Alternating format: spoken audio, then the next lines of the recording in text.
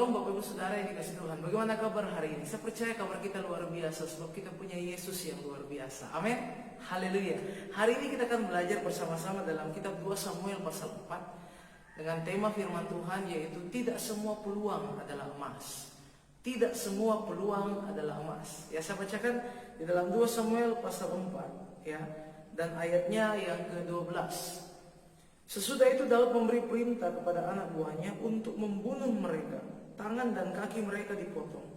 Kemudian mayat mereka digantung di tepi telaga di Hebron. Tetapi kepala Isboset diambil dan dikuburkan di dalam kubur Abner di Hebron. Jadi ini berbicara tentang bagaimana Daud mendapatkan kabar ya bahwa Isboset itu telah mati. Dan akhirnya Daud marah. Daud tidak senang, Daud tidak bahagia di atas penderitaan orang lain, tetapi Daud justru marah terhadap orang yang membawa kabar itu, karena mereka membawa kabar sambil membawa kepala Isboset. Dan akhirnya Daud melakukan apa yang kita baca dalam ayat 12 ini, dan dia menaruh kepala Isboset itu di kuburnya Abner.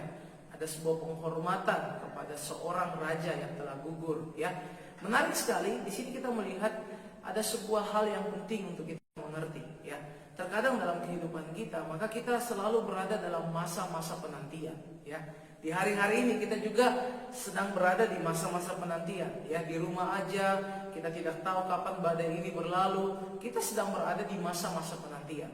Dan yang menjadi sebuah hal yang penting kita harus mengerti dan sadari, di masa penantian ini terkadang ada peluang ya.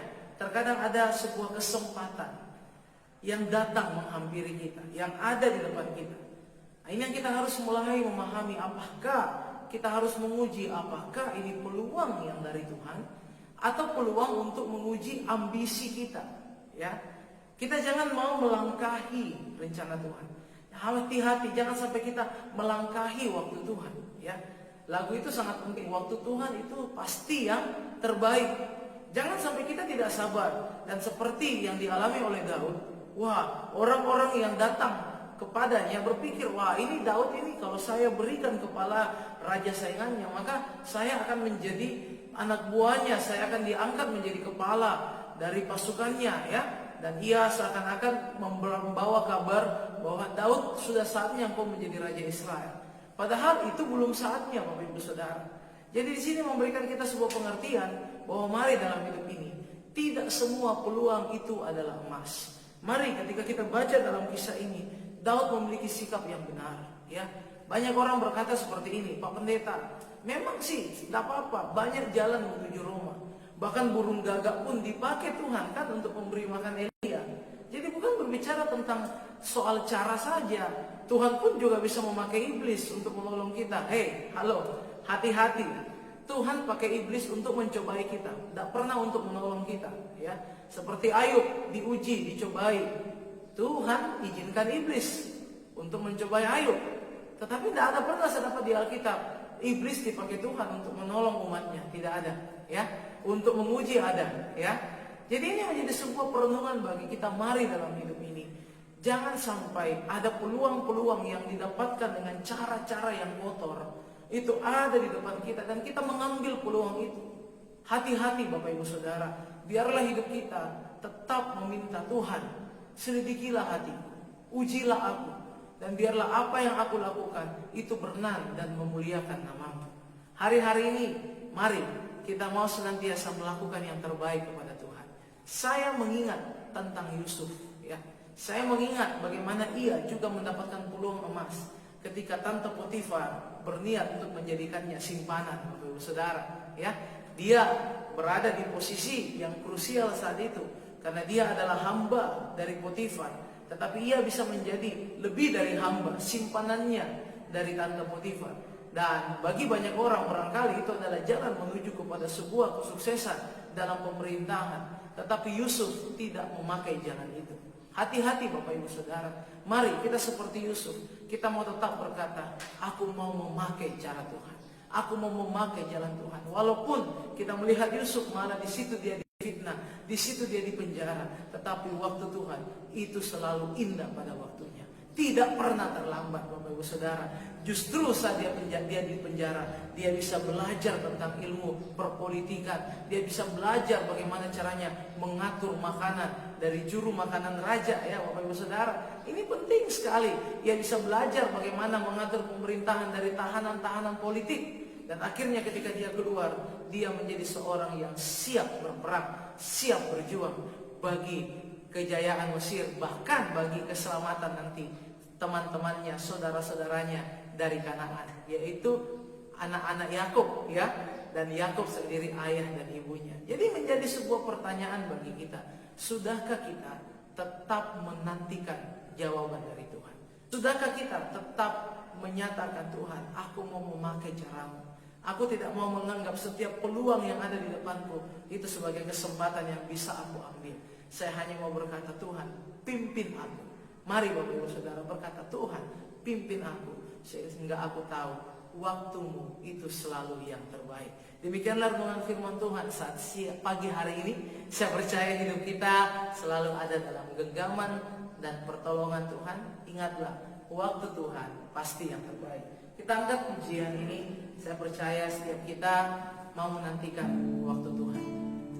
Tidak pernah dia terlambat, tidak pernah dia terlalu cepat, tetapi selalu indah pada waktunya bagi setiap kehidupan kita.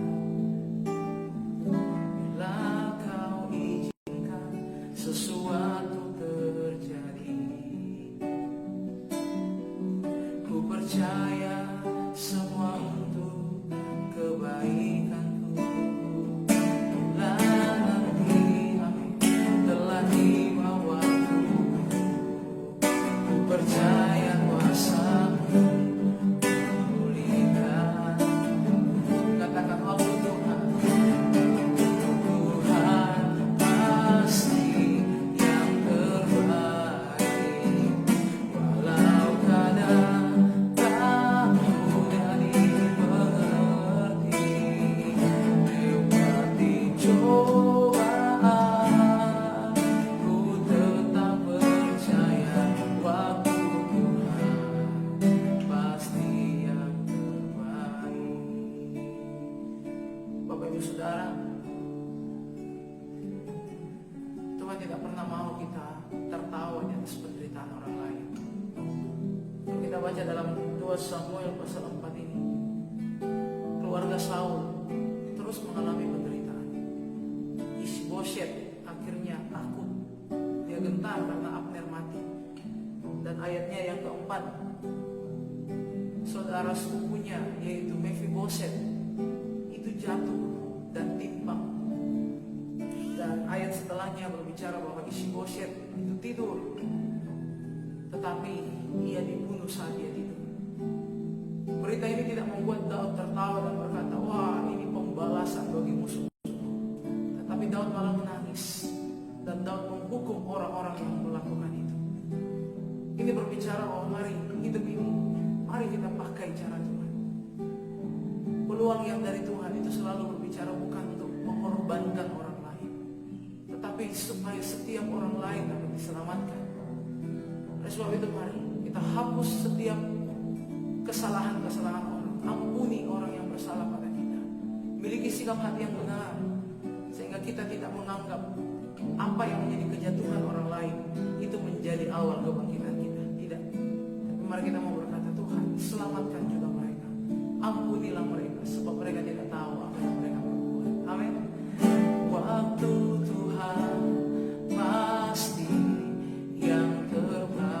Kalau kita tidak mengerti, walau kadang tak mudah dimengerti, lewati cobaan, ku tetap percaya waktu Tuhan pasti yang terbaik. Mari kita berdoa. Bapa, kami datang kepadamu pagi hari ini. Kami percaya apa yang Daud telah lakukan dalam hidupnya. Ia hanya menantikan peluang yang datangnya dari Tuhan. Dan kami sungguh melihat peluang itu sungguh terbaik. Peluang itu sungguh sangat luar biasa. Sungguh adalah emas yang murni. Dan hari ini kami mau tetap memiliki sikap seperti Daud.